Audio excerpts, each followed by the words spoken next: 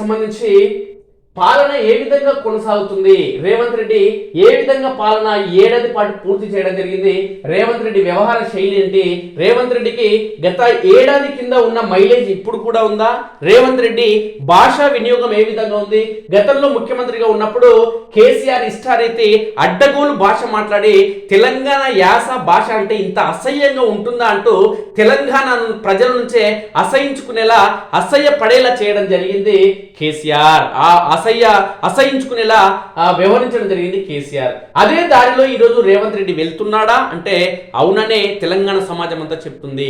కేసీఆర్ వాడిన భాష అసహ్యకరమైన భాషనే ఈరోజు ముఖ్యమంత్రి రేవంత్ రెడ్డి కూడా అసహ్యమైన భాష వాడడం జరుగుతుంది.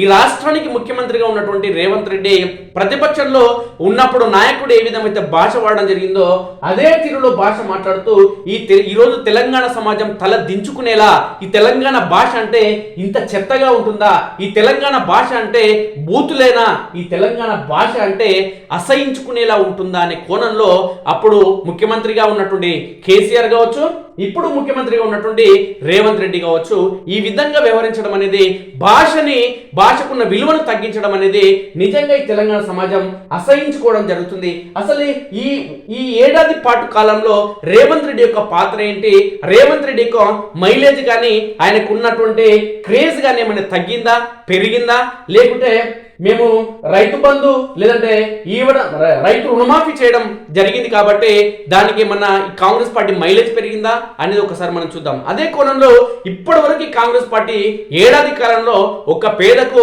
ఇల్లు కట్టియలేదు, ఒక రేషన్ కార్డు ఇవ్వలేదు, ఇవన్నీ పరిణామాలను లేదంటే పింఛన్ ఇవ్వలేదు, ఇవన్నీ పరిణామాలను ఒకవైపు మనం చూసుకుంటే ఈ ఏడాది రేవంత్ రెడ్డి పాలన ఏ విధంగా ఉంది, ఆయన పనితీరు ఏ విధంగా ఉందో ఒక్కసారి మనం చూద్దాం.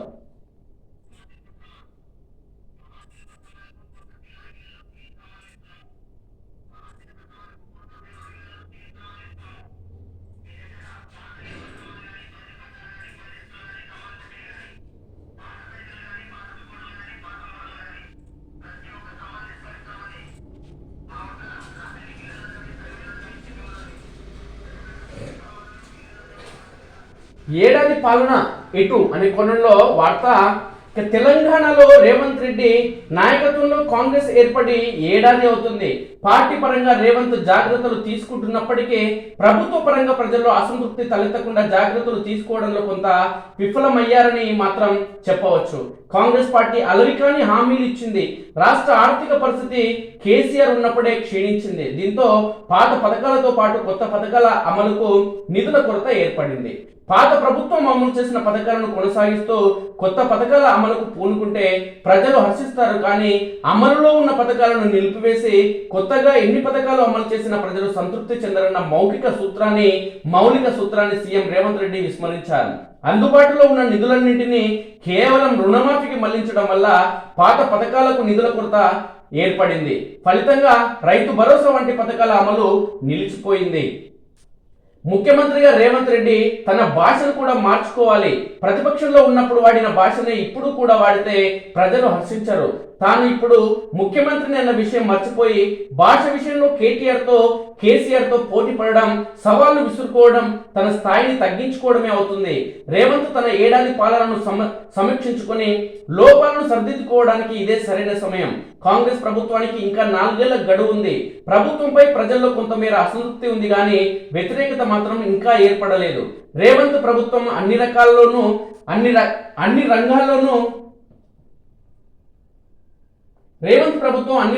విఫలమైందని, ప్రభుత్వంపై ప్రజల్లో తీవ్ర వ్యతిరేకత ఏర్పడిందని, తమ పాలన కోసం ప్రజలు ఎదురు చూస్తున్నారని కేసీఆర్ అండ్ కో భావిస్తున్నారు. కానీ క్షేత్రస్థాయిలో టీఆర్ఎస్ పార్టీకి అంత సీన్ లేదు. గ్రామీణ ప్రాంతాల్లో బీఆర్ఎస్ నాయకులపై కోపం ఇంకా తగ్గలేదు తెలంగాణ సమాజానికి. కాంగ్రెస్ ప్రభుత్వంపై ప్రజలు పెదవి విరచడానికి పెన్షన్ల పెంపు వంటి హామీలతో పాటు అభివృద్ధి పథకాల అమలు నిలిచిపోవడం కూడా కారణంగా కనిపిస్తుంది. అనేక నీటి ప్రాజెక్టులు నిధుల కొరతతో నిలిచిపోయాయి. ప్రభుత్వ నిర్ణయాల వల్ల రియల్ ఎస్టేట్ రంగము మందగించింది. సీఎం రేవంత్ రెడ్డి అయిన కొత్తలో ఆయనకు ప్రజల్లో మంచి స్పందనే వచ్చింది. ప్రభుత్వాధినేతగా నిర్ణయాలు తీసుకునే ముందు 1కి 10 సార్లు ఆలోచించాలన్న ప్రాథమిక సూత్రాన్ని విస్మరించడంతో విమర్శలను కొని తెచ్చుకుంటున్నారు. క్షణాల్లో అద్భుతాలు సృష్టించలేమన్న వాస్తవాన్ని గ్రహించాలి. లక్ష్యం ఎంత మంచిదైనా ఎంచుకునే మార్గం కూడా ఉన్నతంగా ఉండాలి. ఈ విషయంలో CM Revanth Reddy utter flop. ప్రతిపక్షంగా బీఆర్ఎస్ తొందరపడుతుందన్న అభిప్రాయం కూడా ప్రజల్లో ఉంది. నిన్నటి దాకా మీరే అధికారంలో ఉన్నారుగా, ఇప్పుడు ఏం కుంపలు మునిగాయని ఆందోళన చేస్తున్నారని బీఆర్ఎస్ నాయకులను ప్రజలు ప్రశ్నిస్తున్నారు. ప్రభుత్వాధినేతగా తన పాత్రను ఈ ఏడాది కాలంలో ఏ మేరకు న్యాయం చేయగలిగాను అని రేవంత్ రెడ్డి ఆత్మ పరిశీలన చేసుకోవాలి. లోపాలు ఉంటే వాటిని గుర్తించి సరిదిద్దుకోవాలి. ప్రస్తుతానికి రేవంత్ పై వ్యక్తిగతంగా క్రేజ్ తగ్గలేదు. ఏ ప్రభుత్వానికైనా ప్రతిపక్షం నుంచి ముప్పు రాదు, ప్రజల నుంచే ముప్పు ఉంటుంది. తమ అంచనాలకు ఆకాంక్షలకు అనుగుణంగా పనిచేయని ప్రభుత్వాలను విసిరి కొట్టే శక్తి ప్రజలకు మాత్రమే ఉంది. తెలంగాణలో రేవంత్ రెడ్డి నాయకత్వంలో కాంగ్రెస్ ప్రభుత్వం ఏర్పడి ఏడాది అవుతుంది. రాష్ట్ర విభజన తర్వాత 9.5 ఏళ్లు ప్రతిపక్షానికే పరిమితమైన కాంగ్రెస్ పార్టీ అధికారంలోకి రావడంలో రేవంత్ రెడ్డి పాత్ర పోషించారని చెప్పవచ్చు. ముఖ్యమంత్రి పదవి చేపట్టాలని తన లక్ష్యాన్ని కూడా ఆయన నెరవేర్చుకున్నారు. అనూహ్యంగా ప్రతిపక్షానికి పరిమితమైన భారత రాష్ట్ర సమితి ఇప్పుడిప్పుడే కోలుకుంటుంది. గతంలో మంత్రి పదవి చేపట్టిన అనుభవం కూడా లేని రేవంత్ రెడ్డి ఏకంగా ముఖ్యమంత్రి అయ్యారు. కాంగ్రెస్ పార్టీ ఏడాది పాలనను ఇప్పుడు సమీక్షించుకుందాం. పార్టీలో ఎంతో మంది సీనియర్లు ఉన్నప్పటికీ ఆ పార్టీ అగ్రనేత రాహుల్ గాంధీ పట్టుబట్టి మరి రేవంత్ రెడ్డిని ముఖ్యమంత్రి చేశారు. ఆ పదవిపై ఆశలు పెట్టుకున్న బట్టి విక్రమార్క, ఉత్తమ్ కుమార్ రెడ్డి వంటి వారు సర్దుకుపోవాల్సిన పరిస్థితి ఏర్పడింది. రేవంత్ రెడ్డి కూడా పార్టీలో తనపై అసంతృప్తి ఏర్పడకుండా సీనియర్లకు సముచిత స్థానం ఇస్తున్నారు. పార్టీ పరంగా రేవంత్ రెడ్డి జాగ్రత్తలు తీసుకుంటున్నప్పటికీ ప్రభుత్వ పరంగా ప్రజల్లో అసంతృప్తి తలెత్తకుండా జాగ్రత్తలు తీసుకోవడంలో మాత్రం కొంత విఫలమయ్యారని చెప్పవచ్చు. రాష్ట్రంలో ప్రభుత్వం మారడంతో ప్రజల్లో అంచనాలు అమాంతం పెరిగాయి. అదే సమయంలో కాంగ్రెస్ పార్టీ అలవికాని హామీలు ఇచ్చింది. అయితే రాష్ట్ర ఆర్థిక పరిస్థితి కేసీఆర్ ఉన్నప్పుడే క్షీణించింది. దీంతో పాత పథకాలతో పాటు కొత్త పథకాల అమలుకు నిధుల కొరత ఏర్పడింది. ప్రతిపక్షంలో ఉన్నప్పుడు దూకుడుగా వ్యవహరించడానికి ప్రజలు హర్షిస్తారు. కానీ ప్రభుత్వాధినేతగా ఆచితూచి వ్యవహరించాలన్న ప్రాథమిక సూత్రాన్ని విస్మరించడం వల్ల రేవంత్ రెడ్డి కొన్ని సమస్యలను కొని తెచ్చుకుంటున్నారు. రైతులకు రుణమాఫీ అమలు విషయంలో ముఖ్యమంత్రి తొందరపడ్డారు. ఈ విషయంలో బీఆర్ఎస్ నేత హరీష్ రావు పన్నిన ఉచ్చులో రేవంత్ చిక్కుకున్నారు.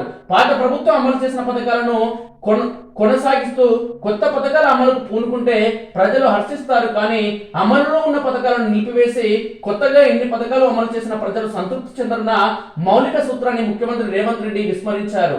అందుబాటులో ఉన్న నిధులన్నింటినీ రైతు రుణమాఫీకి మళ్లించడం వలన పాత పథకాలకు నిధుల కొరత ఏర్పడింది.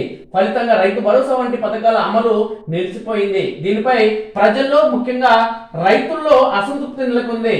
ఈ పరిస్థితిని గ్రహించిన రేవంత్ రెడ్డి రైతు భరోసా ఇవ్వడానికి ప్రయత్నాలు మొదలు పెట్టారు. కాంగ్రెస్ ప్రభుత్వంపై ప్రజలు పెదవి విరచడానికి పెన్షన్ల పెంపు వంటి హామీలతో పాటు అభివృద్ధి పథకాల అమలు నిలిచిపోవడం కూడా కారణంగా కనిపిస్తుంది. అనేక నీటిపారుదల ప్రాజెక్టులు నిధుల కొరత కారణంగా నిలిచిపోయాయి. అభివృద్ధి సంక్షేమం మధ్య సమతుల్యం లోపించడంలో అభివృద్ధి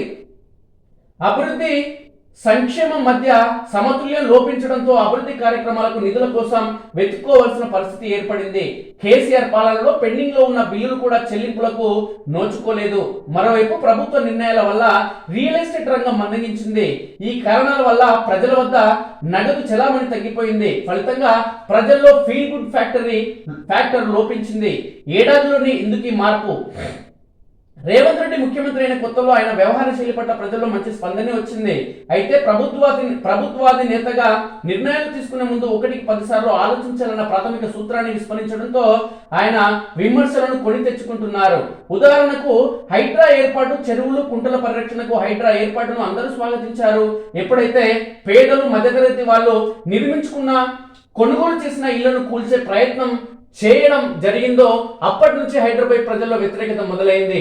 ఫామ్ హౌస్లను కూల్చివేసినప్పుడు స్వాగతించిన వాళ్ళు సామాన్య ప్రజల ఇళ్ల జోలికి వచ్చేసరికి వ్యతిరేకించారు.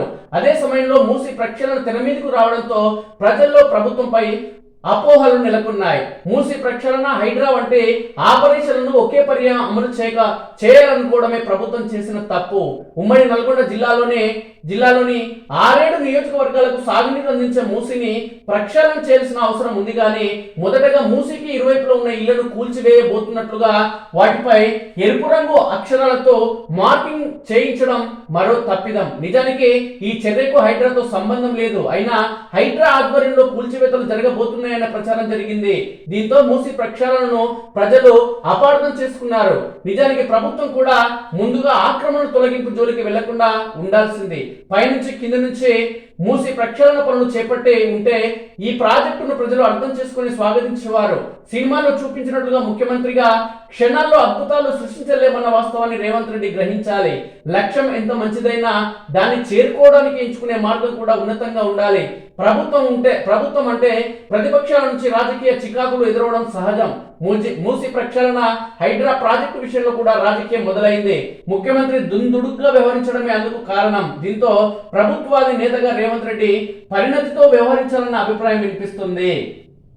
మాట మారాలి. ముఖ్యమంత్రిగా రేవంత్ రెడ్డి తన భాషను కూడా మార్చుకోవాలి. ప్రతిపక్షంలో ఉన్నప్పుడు వాడిన భాషనే ఇప్పుడు కూడా వాడితే ప్రజలు హర్షించారు. తాను ఇప్పుడు ముఖ్యమంత్రిని అన్న విషయం మర్చిపోయి భాష విషయంలో కేటీఆర్ తో పోటీ పడడం, సవాలు విసురుకోవడం తన స్థాయిని తగ్గించుకోవడమే అవుతుంది. ఆంధ్రప్రదేశ్ లో జగన్మోహన్ రెడ్డి ముఖ్యమంత్రిగా ఉన్న కాలంలో ముతక భాషను విని ప్రజలు విసుగు చెందారు. ఇప్పుడు అక్కడ ప్రభుత్వం మారిన తర్వాత బూతులు పోయాయి. నాటి ఆంధ్రప్రదేశ్ పరిస్థితులు ఇప్పుడు తెలంగాణలో కనిపిస్తున్నాయి. ఆమోదయోగ్యం కాని భాషను ఇప్పుడు తెలంగాణలో వాడుతున్నారు. ప్రతిపక్షానికి పరిమితం అవ్వాల్సి వస్తుందని ఊహించని కేటీఆర్ లాంటి వారిలో అసహనం ఏర్పడడం సహజం. సీనియర్ అధికారులను కూడా కేటీఆర్ వాడు వీడు అని సంబోధించడాన్ని ప్రజలు హర్షించడం లేదు. ఇలాంటి పద ప్రయోగాలు అహంభావానికి నిదర్శనంగా నిలుస్తాయి. అలాంటప్పుడు భాష విషయంలోనూ సవాళ్ల విషయంలోనూ కేటీఆర్ తో ముఖ్యమంత్రి స్థాయిలో ఉన్న రేవంత్ రెడ్డి పోటీ పడకూడదు. ముఖ్యమంత్రి తన భాషను సరిదిద్దుకోవాలని, ఉందాతనాన్ని ప్రదర్శించాలని ప్రజలు అభిప్రాయపడుతున్నారు. మొత్తం మీద 4-5 విషయాల్లో రేవంత్ రెడ్డి ప్రభుత్వం తొందరపాటు ప్రదర్శించింది. ఇదే సమయంలో పాత పథకాల అమలు నిలిచిపోవడం కూడా ప్రభుత్వంపై ప్రజల్లో అసంతృప్తి ఏర్పడడానికి కారణమైంది. రేవంత్ రెడ్డి తన ఏడాది పాలన సమీక్షించుకొని లోపాలను సరిదిద్దుకోవడానికి ఇదే సరైన సమయం. లేదంటే ఆయన కొంప మునగడం ఖాయం. ఇక బీఆర్ఎస్ పరిస్థితి ఏంటి ఒకసారి చూస్తే, తెలంగాణలో కాంగ్రెస్ ప్రభుత్వానికి ఇంకా 4 ఏళ్ల గడువు ఉంది. ప్రభుత్వంపై ప్రజల్లో కొంతమేర అసంతృప్తి ఉంది, కానీ వ్యతిరేకత మాత్రం ఏర్పడలేదు. రేవంత్ రెడ్డి ప్రభుత్వం అన్ని రంగాల్లోనూ విఫలమైందని, ప్రభుత్వంపై ప్రజలు తీవ్ర వ్యతిరేకత ఏర్పడిందని, తమ పాలన కోసం ప్రజలు ఎదురు చూస్తున్నారని కేసీఆర్ అండ్ కో భావిస్తున్నారు. కానీ క్షేత్రస్థాయిలో ఆ పార్టీకి అంత సీను లేదు. గ్రామీణ ప్రాంతాల్లో భారత రాష్ట్ర సమితి నాయకులపై ఇంకా కోపం తగ్గలేదు. రేవంత్ రెడ్డి ఏడాది పాలనను బేరీజు వేసుకుంటే ప్రభుత్వంపై ప్రజల్లో సంతృప్తి లేని మాట వాస్తవమే. కానీ భారత రాష్ట్ర సమితి పట్ల మాత్రం సానుకూలత ఏర్పడలేదు. ఇందుకు అనేక కారణాలు ఉన్నాయి. కేసీఆర్ తొలి విడత పాలనలో క్రమశిక్షణ కనిపించేది. ఎమ్మెల్యేలలో భయం ఉండేది. ఫలితంగా వారు అరాచకాలకు పాల్పడడానికి సాహసించేవారు కాదు. ప్రజల్లో ఫీల్ గుడ్ ఫ్యాక్టర్ ఉండేది. ఉద్యోగులు, నిరుద్యోగులు స్వేచ్ఛ అనుభవించారు. కేసీఆర్ అంటే భయం కారణంగా ఎమ్మెల్యేలు, నాయకులు క్రమశిక్షణతో వ్యవహరించారు. మలి విడత పాలన ఇందుకు పూర్తి విరుద్ధంగా ఉండింది. అధికార పార్టీ నాయకుల అరాచకాలు తారాస్థాయికి చేరాయి. మంత్రులు, ఎమ్మెల్యేలను కేసీఆర్ జనం మీదకు వదిలేశారు. దీంతో వారంతా ప్రజా కంటకులుగా మారిపోయారు. ఉద్యోగ వర్గాలపై కూడా నిర్బంధాలు ఉండేవి. ప్రజల హక్కులకు భంగం వాటిల్లింది. ఎమ్మెల్యేల దయా దాక్షిణ్యాలపై ఆధారపడాల్సిన పరిస్థితి ఇటు ప్రజలకు అటు ఉద్యోగులకు కల్పించారు. తొలి విడత పాలనలో కేసీఆర్ అంటే పార్టీ నాయకులకు భయం ఉండగా, మళ్ళీ విడత పాలనలో కేసీఆర్ అండ్ కో అంటే ప్రజలు భయపడే పరిస్థితి. ఈ కారణంగా రేవంత్ రెడ్డి ప్రభుత్వంపై పూర్తి స్థాయి సంతృప్తి లేనప్పటికీ భారత రాష్ట్ర సమితి పట్ల ఇంకా సానుకూలత ఏర్పడడం లేదు. ఏడాది క్రితం పరిస్థితులను అప్పుడే ఎలా మర్చిపోతామని ఆయా వర్గాల వారు వ్యాఖ్యానిస్తున్నారు. కాంగ్రెస్ ప్రభుత్వం ఏం చేసినా చేయకపోయినా స్వేచ్ఛను అనుభవిస్తున్నామని పలువురు అభిప్రాయపడుతున్నారు. ప్రతిపక్షంగా బీఆర్ఎస్ తొందరపడుతుందన్న అభిప్రాయం కూడా ప్రజల్లో ఉంది. నిన్నటి దాకా మీరే అధికారంలో ఉన్నారు కదా, ఇప్పుడు ఏం కొంపలు మునిగాయని ఆందోళన చేస్తున్నారని భారత రాష్ట్ర సమితి నాయకులను ప్రశ్నిస్తున్నారు ప్రజలు. ప్రభుత్వంపై ప్రజాభిప్రాయం ఎలా ఉన్నప్పటికీ ఎన్నికలకు ఇంకా 4 ఏళ్ల వ్యవధి ఉంది. బీఆర్ఎస్ నాయకులకు ఆరాటం ఉంటే ఉండొచ్చు, కానీ ప్రభుత్వాన్ని ఇప్పటికిప్పుడు మార్చేయాలన్న ఆరాటం ప్రజలకు ఉండదు కదా. ముఖ్యమంత్రిగా రేవంత్ రెడ్డికి ఏడాది అనుభవం వచ్చింది. ప్రతిపక్షంగా బీఆర్ఎస్ కు కూడా ఏడాది అనుభవం వచ్చింది. ఇప్పుడు ఉభయ పక్షాలు ఈ ఏడాదిలో తప్పొప్పులను సమీక్షించుకోవడం అవసరం. ప్రభుత్వాది నేతగా తన పాత్రకు ఈ ఏడాది కాలంలో ఏ మేరకు న్యాయం చేయగలిగానని రేవంత్ రెడ్డి ఆత్మ పరిశీలన చేసుకోవాలి. లోపాలు ఉంటే వాటిని గుర్తించి సరిచేసుకోవాలి. ప్రస్తుతానికి ప్రజల్లో రేవంత్ రెడ్డిపై వ్యక్తిగతంగా క్రేజ్ తగ్గలేదు. ముఖ్యమంత్రిగా ఆయన ఎంతవరకు సక్సెస్ అవుతారా అని ప్రజలు బేరీజు వేసుకునే పనిలో ఉన్నారు. ఈ నేపథ్యంలో ప్రజాభిప్రాయాన్ని సేకరించే అందుకు దిద్దుబాటు చర్యలు తీసుకుంటే ఇటు పార్టీ పైన అటు ప్రభుత్వం పైన ఆయనకు పట్టు పెరుగుతుంది. ఏ ప్రభుత్వానికైనా ప్రతిపక్షం నుంచి ముప్పు రాదు, ప్రజల నుంచే ముప్పు ఉంటుంది. తమ అంచనాలకు ఆకాంక్షలకు అనుగుణంగా పనిచేయని ప్రభుత్వాలను విసిరికొట్టే శక్తి ప్రజలకు మాత్రమే ఉంది. కేసీఆర్ ప్రభుత్వంపై ప్రజల్లో తీవ్ర వ్యతిరేకత ఏర్పడినందునే కాంగ్రెస్ పార్టీ అధికారంలోకి రాగలిగింది. కాకపోతే కేసీఆర్ కు ప్రత్యామ్నాయం ఎలా అని ప్రజలు సందిగ్ధంలో ఉన్నప్పుడు రేవంత్ రెడ్డి తనను తాను ప్రత్యామ్నాయంగా ఆవిష్కరించుకున్నారు. మహారాష్ట్ర ఎన్నికల ఫలితాలు ఇచ్చిన జోష్ లో భారతీయ జనతా పార్టీకి తెలంగాణపై ప్రత్యేకంగా దృష్టి సారించే అవకాశం ఉంది. రానున్న రోజుల్లో రేవంత్ రెడ్డికి బీజేపీ నుంచి కూడా సవాళ్లు ఎదురవుతాయి. రాష్ట్ర ఆర్థిక పరిస్థితి కుదేలైన నేపథ్యంలో ముఖ్యమంత్రి రేవంత్ రెడ్డి మరింత ఆచితూచి అడుగులు వేయాలి. తన ప్రభుత్వంపై ప్రస్తుతానికి సనుగుడికే పరిమితమైన ప్రజల్లో వ్యతిరేకత నెలకొనకుండా తీసుకోవాల్సిన చర్యలపై ఆయన దృష్టి కేంద్రీకరించాలి. లేని పక్షంలో ఇంటా బయట ఆయనకు సమస్యలు తప్పవు. ప్రస్తుతం ప్రధాన ప్రతిపక్షంగా ఉన్న భారత రాష్ట్ర సమితి కూడా ఆత్మ పరిశీలన చేసుకోవాలి. తమ పార్టీ పట్ల ప్రజల్లో ఏడాది గడిచిన సానుకూలత ఏర్పడకపోవడానికి కారణాలను అన్వేషించుకోవాలి. స్థానిక నాయకులను చూస్తూనే ప్రజలకు గతం గుర్తుకొస్తున్నందున కొత్త నాయకత్వాన్ని ప్రోత్సహించే విషయాన్ని కూడా కేసీఆర్ ఆలోచించుకోవాలి. 9.5 ఏళ్ల అధికారం చెలాయించిన కేసీఆర్ వంటి వారు గతాన్ని మర్చి అధికారులపై విరుచుకుపడడం వల్ల ప్రయోజనం ఉండదు. అధికారులను హెచ్చరించడం వేరు, దూషించడం, పరుష పదజాలం వాడడం వేరు అని కేటీఆర్ వంటి వారు గుర్తించాలి. అలా ఓకగా జగన్ అబద్ధాలోని కోణంలో ఇక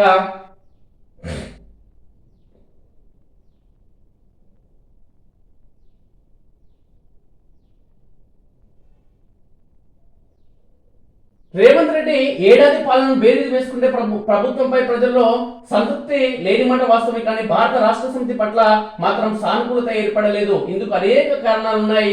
అదేవిధంగా మహారాష్ట్ర ఎన్నికల ఫలితాలు ఇచ్చిన జోష్ లో బీజేపీ ఉంది కాబట్టి తస్మాత్ జాగ్రత్త రేవంత్ రెడ్డి. అదేవిధంగా ముఖ్యమంత్రిగా రేవంత్ రెడ్డికి ఏడాది అనుభవం వచ్చింది, ప్రతిపక్షంగా బీఆర్ఎస్ కు వచ్చింది అనుభవం. ఈ క్రమంలోనే బేరీజు వేసుకోవాలి. ఖచ్చితంగా రేవంత్ రెడ్డి మాట తీరులో మార్పు రావాలి. రేషన్ కార్డులు ఇవ్వాలి, ఇండ్ల నిర్మాణం చేయాలి. పేదలకు ఇంటి నిర్మాణం చేయకుండా కేవలం ఒక రైతులకు లేదంటే ఒక వర్గానికో ఒక సామాజిక వర్గానికో ఒక మతానికో కులానికో న్యాయం చేస్తే మిగతా వారు అన్యాయం అయ్యే అవకాశం ఉంటుంది. కాబట్టి రైతులకు రుణమాఫీ చేయడం చాలా మంచి నిర్ణయం. దేశమంతా హర్షిస్తుంది, రాష్ట్రం అంతా హర్షిస్తుంది. ప్రతి రైతు కుటుంబం కూడా బాగుంటేనే దేశం బాగుంటుంది. ఎందుకంటే రైతును రాజు చేయాలని దశాబ్దాలుగా చెప్పడం జరుగుతుంది. ఈ దేశానికి రైతును వెన్నెముకగా చెప్పుకోవడం జరుగుతుంది.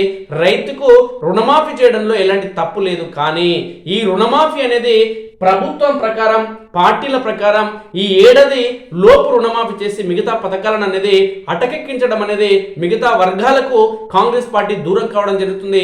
అదేవిధంగా రేవంత్ రెడ్డి కూడా తన భాషను మార్చుకోకుంటే భవిష్యత్తులో కేసీఆర్ కు పట్టిన గతి రేవంత్ రెడ్డి కూడా పట్టే అవకాశం ఉంది.